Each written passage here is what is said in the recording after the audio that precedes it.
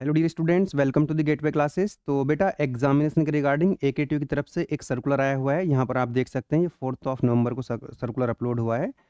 Session 2024-25 even semester first phase challenge evaluation के regarding ये circular है। सर्कुलर को यहाँ पर हम ओपन कर लेते हैं। सर्कुलर आपके सामने है। तो बेटा जैसे कि आप सभी जानते हैं कि जो कोर्सेज हैं एकेटीयू के, पिछले साल जो एग्ज़ाम कंडक्ट कराए गए थे, फेज़ 1 और फेज़ 2 में कंडक्ट कराए गए थे।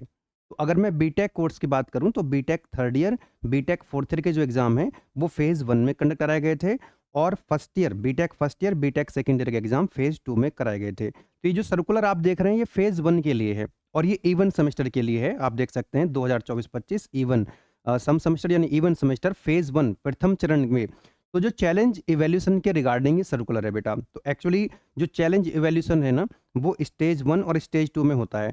तो ये जो आप यहाँ पर इस टेबल में देख सकते हैं कि अलग-अलग कोर्सेस लिखे हुए हैं, सेमेस्टर्स लिखे हुए हैं, ठीक है? जैसे बीटेक कोर्स की मैं बात करूँ तो बीटेक 6 सेम यानी फेज़ 2 के अंदर जो 6 सेमेस्टर के एग्ज़ाम हुए थे, और ये एग्ज़ाम कब हुए थे बेटा आपके? 17 मई 2025 से 13 जून 2025 के बीच में ये एग्ज़ाम आपके कंडक्ट कराए गए थे, जिनका रिज़ल्ट भी ऑलरेडी आ चुका था। जो स्टूडेंट्स अपने रिज़ल्ट से सैटिस्फाई नहीं थे कि हमारी कॉपी अच्छे से चेक नहीं हुई है, तो फिर वो चैलेंज इवैल्यूएशन के लिए अप्लाई कर सकते थे। तो जिन स्टूडेंट्स ने स्टेज 1 के लिए 300-300 रुपए दे करके आपने चैलेंज इवैल्यूएशन के लिए अप्लाई कर दिया था, तो उसकी जो आंसर शीट आती है, एक्चुअली पहले क्या होता है स्टेज 1 में, जब आप चैलेंज इवैल्यूएशन के लिए अप्लाई करते हो रीचेकिंग के लिए, तो 2 स्टेज में होता है। स्टेज 1 में आप 300 रुपए देते हो और जो आपकी आंसर शीट है, वो आपकी ईआरपी लॉगिन में उपलब्ध करा दी जाती है। फिर आप उसको, अपनी आंसर शीट को आप खुद देख सकते हैं, अपने दोस्तों को दिखा सकते हैं, अपने टीचर्स को दिखा सकते हैं, और जो है अगर आपको लगता है कि वास्तव में आपकी कॉपी चेक ठीक से नहीं हुई है, ठीक से इवैल्यूएट नहीं हुई है, तो फिर आपको स्टेज 2 के लिए पर सब्जेक्ट 2500 रुपए दे करके फाइनली उसको जो है आप रीचेक यानी कि री-इवैल्यूएट करा सकते हैं, चैलेंज के लिए अप्लाई कर सकते हैं। तो बेटा यहाँ पर आप देख सकते हैं ईआरपी लॉगिन में इन्होंने बोला है कि जो जिन बच्चों ने अप्लाई कर दिया था, उनकी जो आंसर शीट है वो ईआरपी लॉगिन में आ चुकी हैं, आप लोग देख सकते हैं। और 4 नवंबर से 12 नवंबर, 4 नवंबर से 12 नवंबर के बीच में आप लोग जो है फाइनली चैलेंज इवैल्यूएशन के लिए स्टेज 2 के लिए अप्लाई कर सकते हैं। पर सब्जेक्ट आपको 2500 रुपए यहाँ पर देने होते हैं, ठीक है?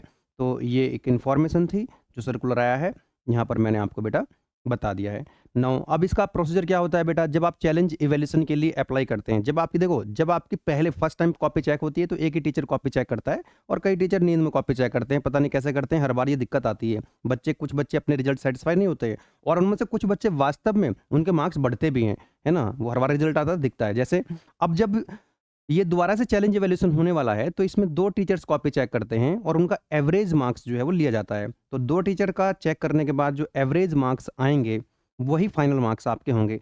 अब पहले से मार्क्स ये घट भी सकते हैं और बढ़ भी सकते हैं, और इसीलिए जो है आप लोग अपनी आंसर शीट को चेक करके अच्छे से तो आप सबमिट अप्लाई कीजिएगा स्टेज 2 के लिए, क्योंकि 2500 रुपए की बात है एक सब्जेक्ट के लिए।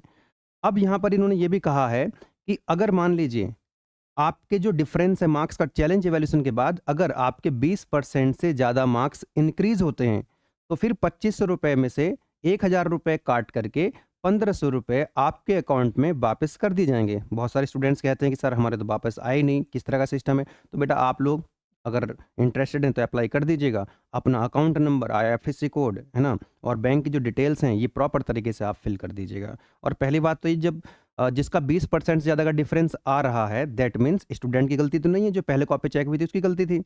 तो सिस्टम की प्रॉब्लम है, कॉपी चेक ठीक से होती नहीं है, फिर भी जो है 2500 रुपए में से 1000 रुपए काट लिए जाते हैं, 300 रुपए ऑलरेडी ले चुके होते हैं। तो ये इनको थोड़ा-सा मुझे लगता है कि ठीक करना चाहिए। अगर बच्चे के मार्क्स नहीं बढ़ रहे हैं तो कोई बात नहीं, आप मत रिफंड कीजिए, जैसा कि आप कर भी नहीं रहे हो। लेकिन अगर बच्चे के मार्क्स इंक्रीज़ हो रहे हैं, दैट मीन्स आपको 2500 रुपए नहीं, 2500 ये और स्टेज 1 के जो 300 रुपए आपने लिए, 2800 रुपए बच्चे को पर सब्जेक्ट अपने को वापस कर देने चाहिए, है ना?